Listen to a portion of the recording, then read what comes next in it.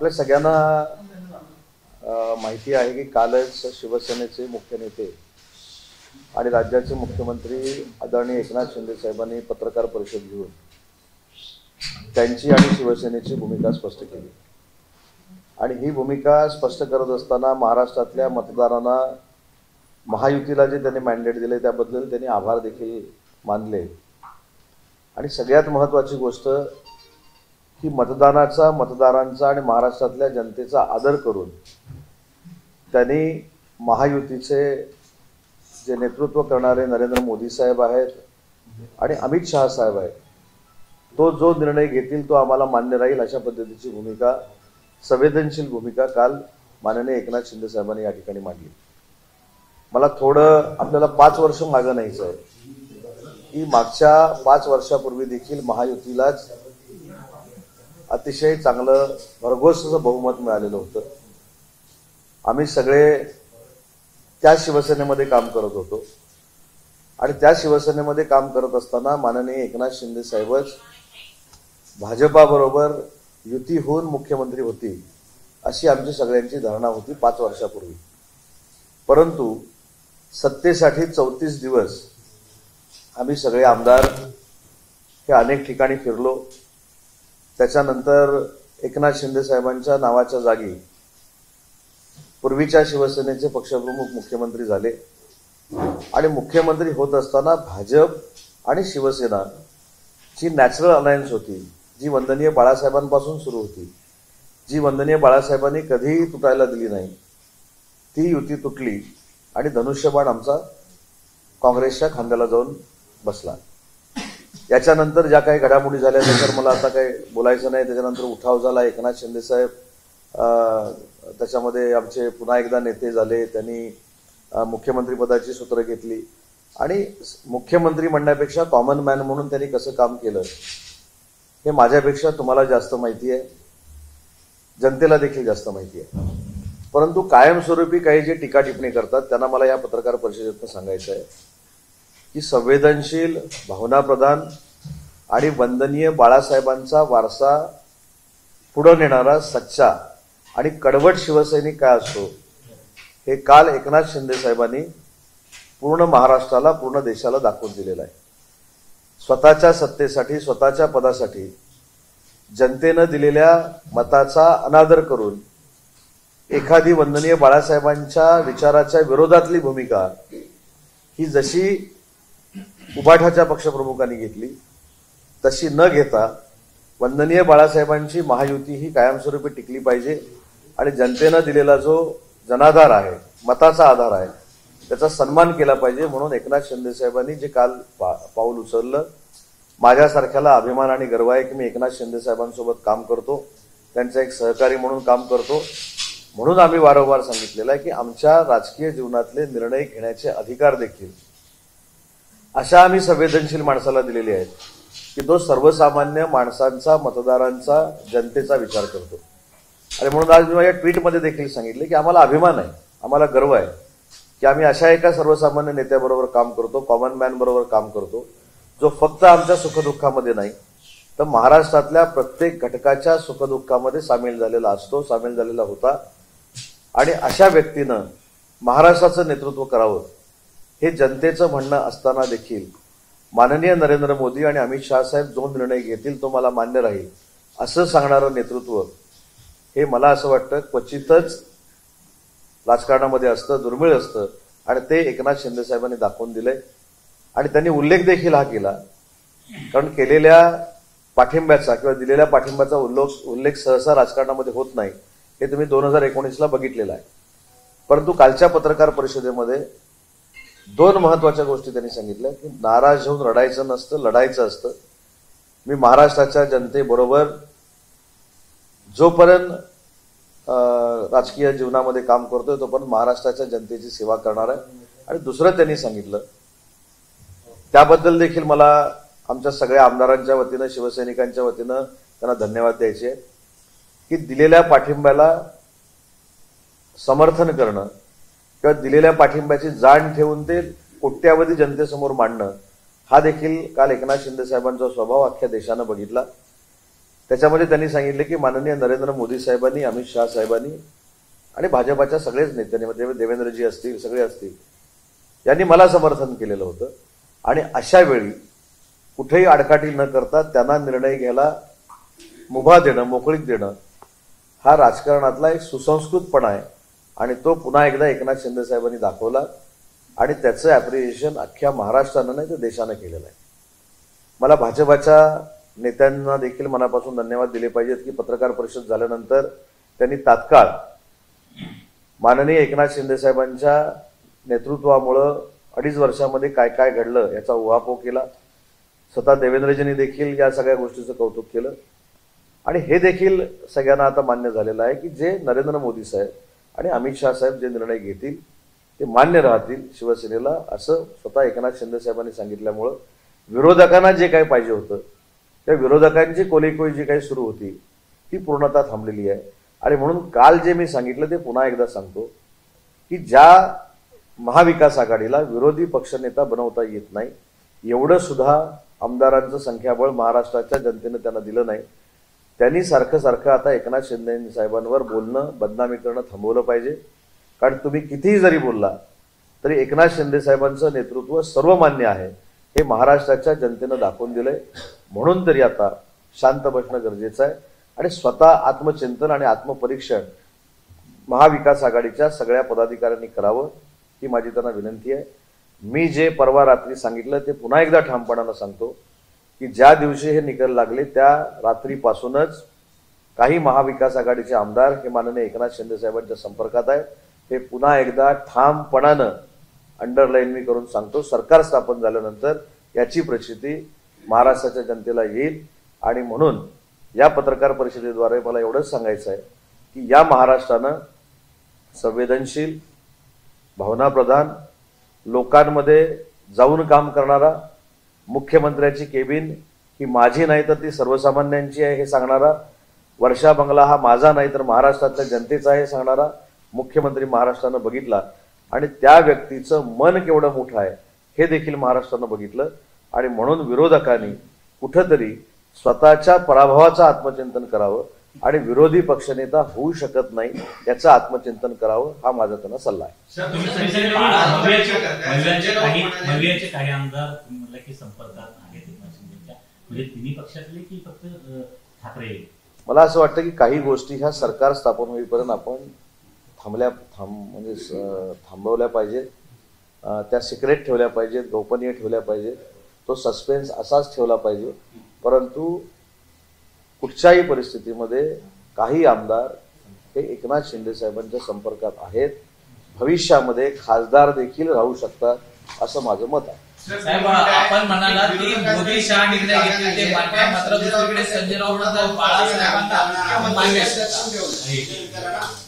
बहुमत असताना देखील मुख्यमंत्रीपद लटकून ठेवलेलं आहे. ह्या जनतेचा कौल नाहीये. या जागी आम्ही असतो तर राष्ट्रपती राजवट लागू केली असते असं कोण म्हणालं? संजय राऊत म्हणतात, टीका करतात. 2019ला महायुतीचं सरकार आल्यानंतर 34 दिवस आम्हाला डांबून ठेवलं होतं. ते कशासाठी ठेवलं होतं ते विसरले काही जनता? मुद्दा असा आहे की आपण ज्यावेळी एखाद्यावर टीका करतो, एखाद्याला बदनाम करण्याचा प्रयत्न करतो, आपला TRP टिकवण्याचा प्रयत्न करतो, त्याच वेळी हे देखील आपण आत्मचिंतन केलं पाहिजे की मागच्या 5 वर्षापूर्वी जे सरकार आलं होतं ते भाजप आणि शिवसेनेचं झालं होतं, बरोबर आहे?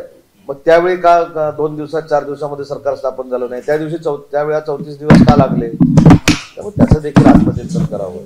आणि मला असं वाटतं की उगाच टीका करण्यापेक्षा आपल्या पदरी जे पडलेलं आहे त्याचं आत्मचिंतन करावं. संजय राऊत म्हणतायत पक्षाचे निर्णय मोदी शहाना घ्यायला लावता तर त्यांनी बाळासाहेबांचं नाव घेऊ नये असं देखील म्हणतायत. ज्या काँग्रेसच्या नेत्यांनी दसरा मेळाव्यामध्ये हिंदू हृदय सम्राट बाळासाहेब ठाकरे असा उल्लेख करू नका म्हणून सांगितल्यानंतर देशभक्त बंधू भगिनी हा उल्लेख झाला, त्यांनी आम्हाला सांगण्याची अजिबात आवश्यकता नाही. खऱ्या अर्थानं वंदनीय बाळासाहेबांचा विचार, वारसा हे एकनाथ शिंदे साहेब पुढे घेऊन जातात आणि त्याची प्रचिती काल पूर्ण देशाला आलेली आहे. सर, आज सकाळी विनोद तावडे आणि अमित शहा यांच्यामध्ये बैठक झाली दिल्लीमध्ये आणि त्यामध्ये अशी माहिती मिळते की त्यामध्ये महाराष्ट्राचा मुख्यमंत्री हा मराठा चेहरा असावा अशा पद्धतीची चर्चा झाल्याची माहिती मिळते. नेमकं मराठा मुख्यमंत्री असल्याचे काय फायदे महाराष्ट्राला? मला असं वाटतं की विनोदजी अमित शहा साहेबांना भेटले हा त्यांचा पक्षाचा किंवा वैयक्तिक प्रश्न आहे, त्याच्यावर मी बोलणं योग्य नाही. शिवसेना म्हणून मुख्य नेते एकनाथ शिंदे साहेबांनी आमची भूमिका स्पष्ट केलेली आहे आणि फक्त ही पत्रकार परिषद मी एवढ्यासाठीच घेतलेली आहे की विरोधक ज्या पद्धतीनं फेक नरेटिव्ह सेट करण्याचा प्रयत्न करत होते त्याला तिलांजली मिळालेली आहे. आता मी 3 दिवस सारखा जो उल्लेख करतो की गिरे तो भी टांग उपर अशा आविर्भावामध्ये कोणी राहू नये. आपले 20, 16, 10 जे काय आहेत ते सांभाळावे. ज्या लोकांनी सरकार स्थापन करण्यासाठी 34 दिवस 1.5 महिना लावला आणि काँग्रेससाठी अनेक वेळा दिल्लीमध्ये गेले, त्यांनी दिल्लीच्या गोष्टी आम्हाला सांगण्याची आवश्यकता नाही. एकनाथ शिंदे साहेबांच्या नेतृत्वाखाली वंदनीय बाळासाहेबांच्या विचाराचा शिवसेना हा पक्ष त्यांच्याच नेतृत्वाखाली चालतो. आम्ही महाराष्ट्रामध्येच निर्णय घेतो, परंतु महायुती असल्यामुळं काही लोक जसा धनुष्यबाण काँग्रेसकडे दिल्लीला नेऊन ठेवलेला त्यांनी होता तो आम्ही आणला. तशासाठी काही एकनाथ शिंदे साहेब दिल्लीमध्ये जात नाही. शेवटी नरेंद्र मोदी साहेब हे देशाचे पंतप्रधान आहेत, अमित शहा साहेब हे देखील मंत्री महोदय आहेत आणि या महायुतीचे नेते आहेत. त्याच्यामुळे दिल्लीमध्ये सरकार स्थापन करण्यासाठी चर्चा करणं हे अयोग्य नाही. परंतु ज्या राहुल गांधींनी स्वातंत्र्यवीर सावरकरांवर टीका केली, ज्या वंदनीय बाळासाहेबांनी स्वातंत्र्यवीर सावरकरांचा कायमस्वरूपी आदर केला, त्या स्वातंत्र्यवीर सावरकरांवर टीका झाल्यानंतर जे बोलू शकत नाही त्यांनी आम्हाला सल्ला द्यायची आवश्यकता आहे. सर, फॉर्म्युला ठरलाय का? काही फॉर्म्युला खाते वाटपाचा फॉर्म्युला ठरलाय का? नाही, फॉर्म्युल्याची मला असं वाटतं की फॉर्म्युल्याची चर्चा मला अजिबात करण्याची आवश्यकता नाही. आम्ही सगळे अधिकार आमच्या अपक्ष आमदारांसहित, मित्र पक्षासहित आणि शिवसेनेच्या आमदारांनी माननीय एकनाथ शिंदे साहेबांना दिलेले आहेत आणि एकनाथ शिंदे साहेब जो निर्णय घेतील तो आम्हाला अभिमान आहे आणि तो आम्हाला मान्य आहे. म्हणून मगाशी मी सांगितलं की आम्ही सांगताना आमच्या नेतृत्वावर आमचा विश्वास आहे आणि त्या नेतृत्वाबद्दल आम्हाला गर्व आणि अभिमान आहे. मी स्पष्ट सांगितलं. मुख्यमंत्री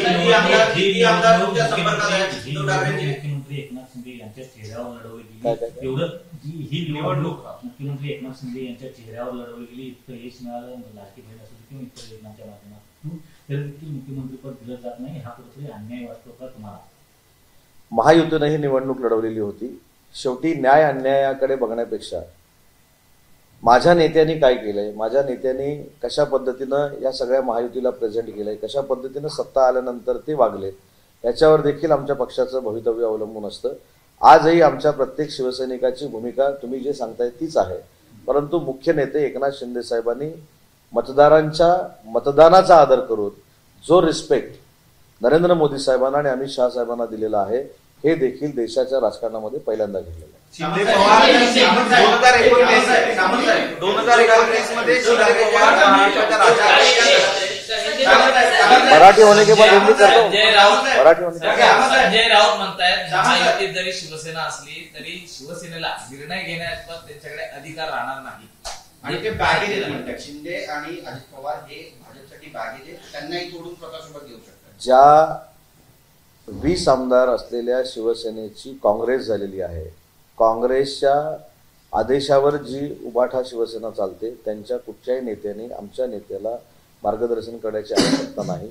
मी जे मगाशी सांगितलं की मी काही खालच्या स्तरावर जाऊन बोलणार नाही, मी हीनपातीवर जाऊन बोलणार नाही, पण माझ्या पक्षाबद्दल, माझ्या नेत्याबद्दल मला अभिमान आहे. माझ्या नेत्यानं जे कर्तृत्व करून दाखवलेलं आहे त्यातलं 2% देखील कोणी केलेलं नाही हे महाराष्ट्राच्या जनतेला माहिती आहे. आणि म्हणून मला असं वाटतं की कुठच्याही परिस्थितीमध्ये सरकार स्थापन करत असताना सन्मानपूर्वकच स्थापन होईल आणि त्याच्यामध्ये माननीय एकनाथ शिंदे साहेबांचा व्हॉइस हा फार मोठा राहील. तुम्ही म्हणताय की उद्धव ठाकरेचे काही लोक तुमच्या संपर्कात आहेत, किती आपल्या संपर्कात आहेत? मी सांगितलं ना, हा सस्पेन्स थोडे दिवस राहू दे. आहे तेवढं नक्की मी जबाबदारीनं सांगतोय आणि मी तिसऱ्यांदा परत रिपीट करतोय. काल मी शब्दप्रयोग केला होता की अधोरेखित करा, आज सांगितलं अंडरलाईन करा. सरकार स्थापन झाल्यानंतर शिंदे साहेबांच्या जे संपर्कात आहे ते एक एक पुढे येतील. कदाचित खासदार देखील असू शकतात असं माझं मत आहे. मुख्यमंत्रीपदी चर्चेत असल्याचं कळतंय शिवसेनेकडनं, कारण मुख्यमंत्री राहिले एकनाथ शिंदे हे त्या महत्वाच्या भूमिकेत न राहता पक्ष संघटनेकडे जास्त महत्व देणार, कारण आपलं नाव उपमुख्यमंत्रीपदी चर्चेत. टीव्हीवर काय बातम्या येतात किंवा काय न्यूज येतात ह्याच्याशी वैयक्तिक माझा काही संबंध नाही. परंतु मी माझं नेतृत्व एकनाथ शिंदे साहेबांना मानतो. एकनाथ शिंदे साहेबांना आमचे देखील राजकीय निर्णय घ्यायचे अधिकार आम्ही दिलेले आहेत. त्याच्यामुळे अशा टीव्हीवरच्या बातमीला हुरळून जाणारा उदय सामंत नाही. मी एकनाथ शिंदे साहेबांबरोबर होतो आहे, भविष्यात देखील राहणार आहे. माझ्या राजकीय जीवनाचं काय करायचं ह्याचा निर्णय एकनाथ शिंदे साहेब घेतील.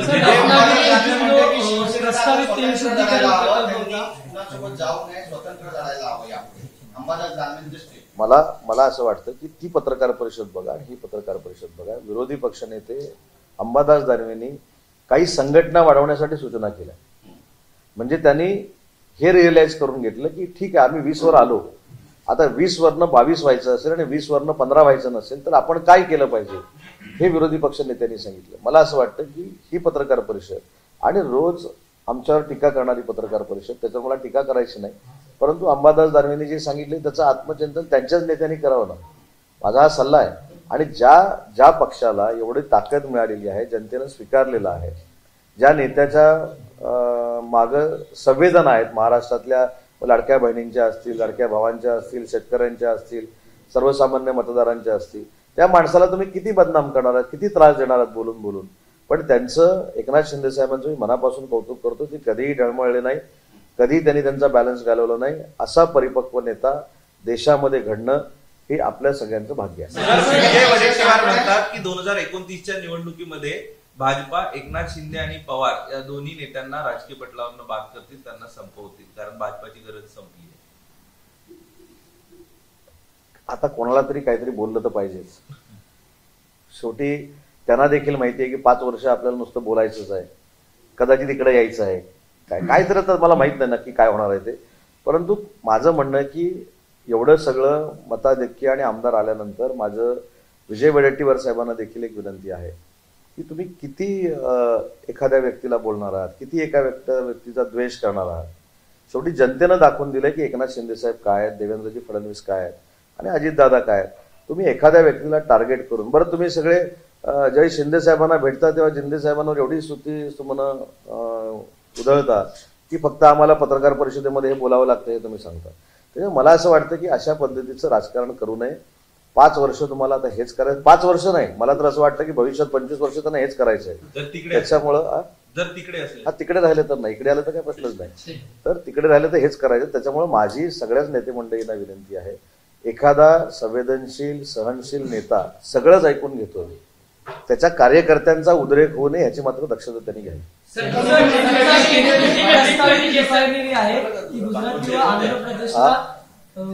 रत्नागिरी येथील जी प्रस्तावित रिफायनरी आहे ती गुजरात किंवा आंध्र प्रदेशला जे आहे ते करण्याचा निर्णय केंद्र घेते अशी सध्या बातमी येते. आणि विरोधक सुद्धा एक पहिली गोष्ट अशी आहे, विरोधक म्हणजे कोण मला लॉजिक कळत नाही. विरोधक आता जर रिफायनरी गेली असं तुमच्या म्हणणं, मला माहित नाही, तुम्ही सांगताय त्याच्यावर ऐका ना, तेच म्हटलं तुमचा आदर ठेवून बोलतोय. विरोधक बातमी असेल, त्या बातमीनुसार ते म्हणणं खरं असेल असं जर तुमचं म्हणणं आहे तर ते परत कसं काय टीका करू शकतात. रिफायनरी पहिली पाहिजे म्हणून कोणी सांगितली, त्यांनीच. परत रिफायनरी नको म्हणून कोणी सांगितली, त्यांनीच. त्यांचे पूर्वीचे माजी आमदार म्हणतात रिफायनरी आली तर बेरोजगारी मिळेल, त्यांचे माजी खासदार म्हणतात की रिफायनरी नको. हे सगळं जनतेला माहिती आहे. परंतु रिफायनरीच्या बाबतीत सरकार स्थापन झाल्यानंतर तिथल्या लोकांना जे हवं ते आम्ही नक्की करून देऊ.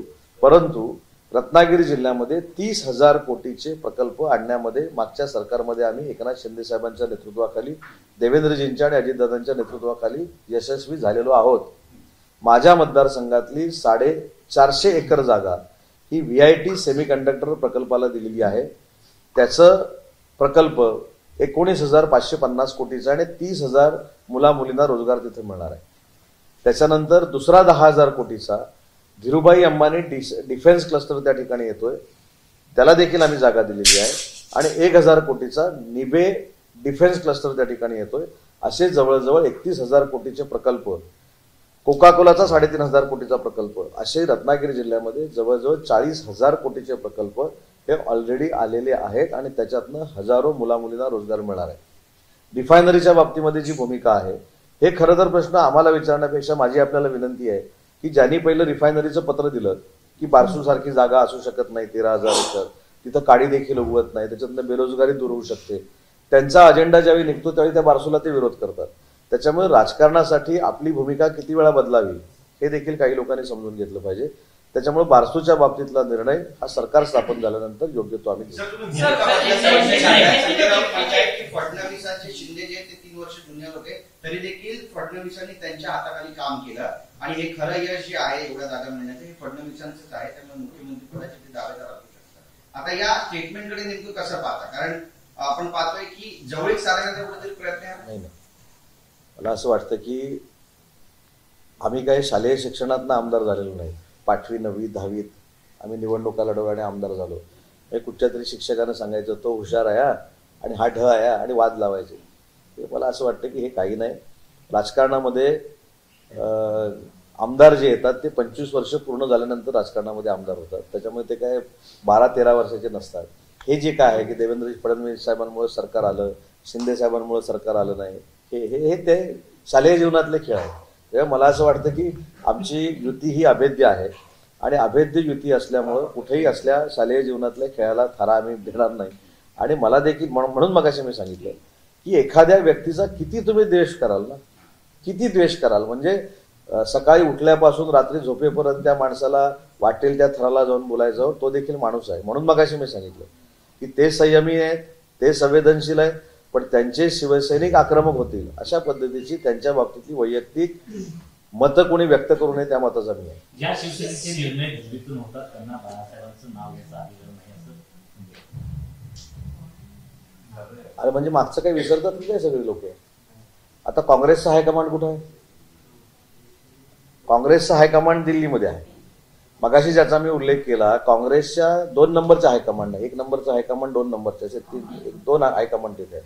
2 नंबरचं हायकमांड जे महाराष्ट्रातनं गेलं तरी स्वातंत्र्यवीर विदा सावरकरांवर हीन दर्जाची त्यांनी टीका केली. त्या काँग्रेस बरोबर परत मांडीला मांडी लावून बसणं हा खरा वंदनीय बाळासाहेबांच्या विचाराचा अपमान आहे.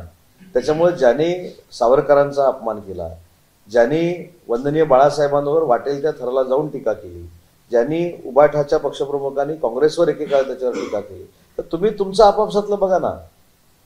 मी मगाशी देखील सांगितलं की नरेंद्र मोदी साहेब हे देशाचे पंतप्रधान आहेत. अमित शहा साहेब केंद्रामध्ये काम करतात. त्यांच्या नेतृत्वाखाली महायुती चालते, एनडीए चालते. एनडीए मध्ये देखील आम्ही सामील आहोत. त्याच्यामुळे दिल्लीमध्ये जाऊन राजकीय आम्ही निर्णय घेतले, त्याच्यामध्ये पोटदुखी असण्याचं काही कारण नाही. पण या प्रश्नाचं उत्तर मिळालं पाहिजे की ज्या दिल्लीच्या हायकमांडनं स्वातंत्र्यवीर सावरकरांवर टोकाची टीका केली त्याच्याबाबतली भूमिका पुढच्या 24 तासात जाहीर करावी.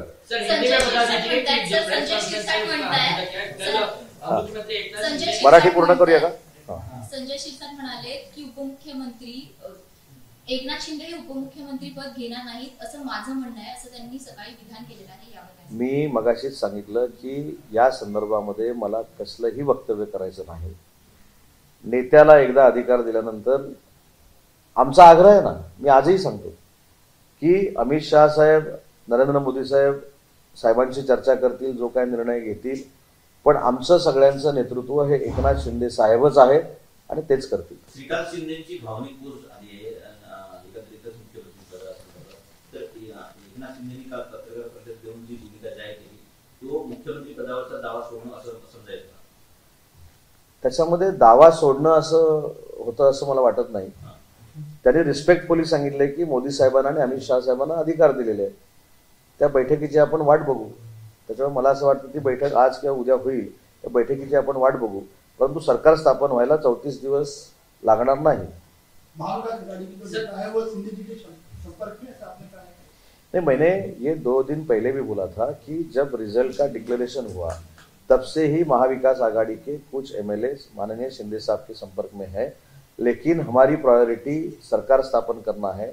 कल प्रेस कॉन्फ्रेंस लेके हमारे नेता कितने संवेदनशील है उन्होंने देश को दिखाया है.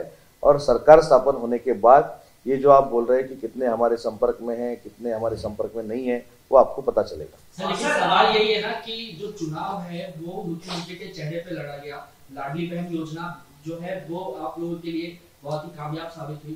तो सवाल ये कि जब चेहरे पे एकनाथ शिंदे के चेहरे पे चुनाव लड़ा गया तो मुख्यमंत्री के रेस से खुद को अलग किया जाना कितना. एक बात ऐसी है कि खुद भाजपा के जो नेता है, उन्होंने महाराष्ट्र के जो नेता है उन्होंने भी ऐसा कहा है कि एकनाथ शिंदे साहब के नेतृत्व में ही महायुति का चुनाव लड़ा गया. लेकिन खुद एकनाथ शिंदे साहब ने आके जो 5 बरस पहले हुआ था आपको पता है हम मेरे ख्याल से 34 डेज त्याला ओलीस असणं असं म्हणतात काय, हमको रखा था होटल में, वो तो नौबत नहीं आए। हमने जो एमएलए लोगों को बुलाया था वो गठनेता चुनने के लिए बुलाया था और वो अभी हम हर एक के मतदार संघ में गए हैं, लेकिन हमने पूरा अधिकार एकनाथ शिंदे साहब को दिया है और एकनाथ शिंदे साहब जो कुछ फाइनल करेंगे उसका समर्थन हमारे सब एमएलए और शिवसेना करेगी। विपक्ष का तंज कस रहा है कि एकनाथ शिंदे की उपयोगिता खत्म हो गई है और ये बात अब जल्द से जल्द जो है अजित पवार को पता चलेगी। नहीं, अभी खुद के हाथ में कुछ बचा नहीं है, इसलिए अभी अजित पवार साहब के बारे में कहना, शिंदे साहब के बारे में कहना। मैंने ये भी बोला है कि इतना संवेदनशील आदमी रहने के बाद भी उसके ऊपर हर बार जो टीका टिप्पणी होती है, इससे उन्होंने सब कार्यकर्ता लोगों को बोला है कि संयम रखो, लेकिन संयम रखने के लिए जो महाविकास आघाड़ी के नेतागण हैं उन्होंने भी संयम से बोलना चाहिए, नहीं तो आगे जाके हमारा शिवसैनिक आक्रामक हो जाएगा। पार्टी के नेताओं का कि वो एमएलए छोड़ देते, तो उसके ऊपर नहीं, ये बराबर है, तो उसके ऊपर प्रेस कॉन्फ्रेंस होनी चाहिए ना। हर बार एकनाथ शिंदे साहब को टारगेट करना, देवेंद्र जी को टारगेट करना, अजित दादा को टारगेट करना, ये अच्छी बात नहीं है। हर एक दिन एकनाथ शिंदे साहब के बारे में बदनामी कारक बोलना, उनको क्रिटिसाइज करना। महाराष्ट्र की जनता ने और मतदार लोगों ने दिखाया है कि एकनाथ शिंदे साहब का पॉलिटिकल पोटेंशियल क्या है, वो क्या है, वो कितने पॉपुलर है, वो महाराष्ट्र की जनता ने दिखाया, तो अभी तो चुप बैठना चाहिए। सर, क्या उद्धव ठाकरे को अगर अलग होता है तो उन्हें पालिका में कोई लाभ होगा उससे? मुंबई महानगर पालिका में भी महायुति की ही सत्ता आएगी। विनोद तावड़े की मुलाकात हुई अमित शाह से, इस बीच तमाम जो चर्चे मराठा चेहरा के तौर पर उन्हें देखा है, किस तरीके से ये तो उनकी पर्सनल विजिट रहेगी, बीजेपी की विजिट अगर है वो तो वो बता सकते हैं कि वो उस विजिट में क्या हो गया। उसके ऊपर बात करना अच्छी बात नहीं है मेरे जैसे महाराष्ट्र के लीडर ने। हम एक ही करते हैं कि कल जो पत्रकार परिषद साहब ने ली है, एकनाथ शिंदे साहब ने ली है, उसके बारे में ये पत्रकार परिषद मैंने ली थी और उनके साथ पूरी शिवसेना और पूरे एमएलए हम उनके साथ हैं। इस बार लीडर ऑफ ऑपोजिशन में नहीं होगा, अभी तो ऐसा वो रूल्स एंड रेगुलेशंस में है ना, मुझको पता नहीं। 28 प्लस अगर रहेगा तो विरोधी पक्ष नेता होगा, बराबर है? 29 28 प्लस 28 प्लस अगर 28 और 28 प्लस अगर होता है तो मैं यही बोल रहा हूं पहले से कि उसमें ध्यान दीजिए ना। आप 28 तक भी नहीं पहुंचे, उसके अभी देखो ईवीएम के बारे में बोले, झारखंड में ईवीएम अच्छा है, महाराष्ट्र में अच्छा नहीं है। जब एमपी का इलेक्शन हो गया था तब ईवीएम अच्छा था, अभी जो एमपी चुन के आया वहां ईवीएम अच्छा है। और जब ये ऐसा उनके अपोज में कुछ जाता है तब ईवीएम अच्छा नहीं है, न्यायालय अच्छा नहीं है, संस्था अच्छा नहीं है, गवर्नमेंट अच्छी नहीं है। ये मेरे ख्याल से उनके जो कार्यकर्ता बचे हुए हैं, एमएलए बचे हुए हैं, उनको मॉरल सपोर्ट देने की एक राजनीति है। कांग्रेस ने ये कल कहा, महाराष्ट्र कांग्रेस ने ये कल कहा कि वो बैलेट पेपर पर चुनाव कराया जाए, इसको लेकर सिग्नेचर कैंपेन चलाएंगे राज्य स्तर पर और केंद्रीय स्तर पर भी राहुल गांधी भारत जोड़ो यात्रा के तर्ज पर यात्रा निकालेंगे वापिस। हाँ, क्योंकि बैलेट पेपर पर चुनाव कराया जाए। फिर एक बार भारत जोड़ो, फिर एक बार भारत जोड़ो। अभी देखो, अभी मेरे ख्याल से ये आज के दिन का बहुत बड़ा जोक है कि ईवीएम के लिए हम आंदोलन करेंगे। मेरे ख्याल से 2 दिन पहले कोई सुप्रीम कोर्ट में गए थे, बराबर है ना? सुप्रीम कोर्ट में गए थे और सुप्रीम कोर्ट ने डायरेक्टली बोला है कि ईवीएम कैंसिल करके बैलेट लेना ये उचित नहीं है, क्योंकि जब आपके तरफ से रिजल्ट लगता है तो ईवीएम अच्छा है और आपकी तरफ से ईवीएम रिजल्ट नहीं लगता तो ईवीएम गलत है। ये मैंने नहीं बोला है, ये सुप्रीम कोर्ट ने मेरे ख्याल से बोला है।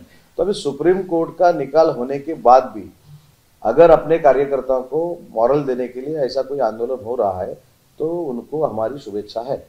सर, दिल्ली में तय होना है कि कौन होगा मुख्यमंत्री। क्या डिप्टी सीएम का पोस्ट आप लोगों को मिलता है तो एकनाथ शिंदे की ही मुख्यमंत्री होंगे या कोई और? मैंने पहले भी बोला है कि ये पूरे अधिकार हमने हमारे मुख्य नेता एकनाथ शिंदे साहब को दिए हैं। एकनाथ शिंदे साहब जो फाइनल करेंगे उसका पूरी तरह से 100% समर्थन हमारे एमएलए करेंगे। शपथविधीनंतर काही करेक्ट कार्यक्रमाची शक्यता झाला ना करेक्ट कार्यक्रम आणि आता काय सर, ते जाता जाता मालवणमध्ये बरेचसे कार्यकर्ते जे नवस करणार आहेत भराडी देवीला, संजय राऊतांनी सकाळी पत्रकार परिषद घेतली. असं कोण करणार? सूत्रांकडून माहिती मिळते. त्यापूर्वी रवींद्र चव्हाण पण भराडी देवीला जाऊन आले. भराडी देवीचं पावित्र्य असं आहे की सगळीच मंडळी जातात, मी पण जातो, सगळे जातात. त्याच्यामुळं प्रत्येकाच्या धार्मिक गोष्टीवर आपण चर्चा करावी असं मला वाटत नाही. रवींद्र चव्हाण साहेबांना तिथं जावंसं वाटलं, उद्या मला जावंसं वाटेल, मला शिर्डीला जावंसं वाटेल, मला तुळजाभवानीला जावंसं वाटेल, याच्यावर टीका टिप्पणी होणं योग्य नाही. पण ती पत्रकार परिषद घेऊ नये असं कोण वैभव नाही करणार आहेत का कोण? एबीपी माझा, उघडा डोळे बघा नीट.